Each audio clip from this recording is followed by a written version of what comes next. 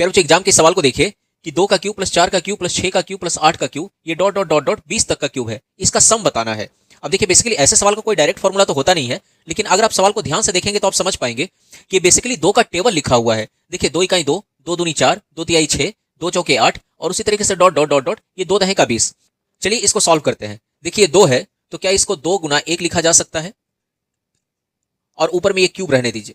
फिर उसी तरीके से 4 को क्या 2 गुना 2 लिखा जा सकता है और ऊपर में क्यूब रहने दीजिए। फिर उसी तरीके से 6 को 2 गुना 3 लिखा जा सकता है, ऊपर में क्यूब भी रहने दीजिए। उसी तरीके से डॉट डॉट डॉट डॉट 10 को लिख सकते हैं आप 20 को लिख सकते हैं 2 गुना 10 और ये ऊपर में क्यूब। अच्छा अगर ये ऊपर में क्यूब है ना, इसका मतलब ये क्यूब 2 पे भी बैठेगा और 1 पे भी बैठेगा, यानी 2 का क्यूब गुणे में 1 का क्यूब प्लस ठीक उसी तरीके से ये 3 दोनों पे जाके बैठेगा, 2 का क्यूब गुना 2 का क्यूब। फिर उसी तरीके से 3 ये 2 पे भी जाके बैठेगा, 3 पे भी जाके बैठेगा, यानी 2 गुना 2 पे पावर 3 और 3 पे power 3 dot dot dot dot ये 2 पे पावर 3 और ये 10 पे पावर 3। अगर आप ध्यान से देखिए तो इसमें क्या कॉमन है, आप कहेंगे 2 का क्यूब सब में कॉमन है। 2 का क्यूब बाहर कर लीजिए तो यहां पे बचा 1 का क्यूब, यहां बचा 2 का क्यूब, यहां बचा 3 का क्यूब और ये dot dot dot dot dot यहां बचा 10 का क्यूब।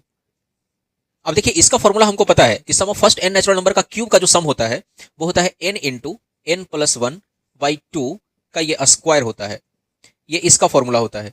चलिए 2 का क्यूब तो 8 हो गया, यहाँ पे टोटल 10 नंबर है तो 10 गुना 10 प्लस 1 11 बटे 2 का स्क्वायर, ये 2 पचे 10, 11 पचे 55 का स्क्वायर हो जाता है 3025 और ये गुने में 8 गुना करेंगे और होगा 24,200।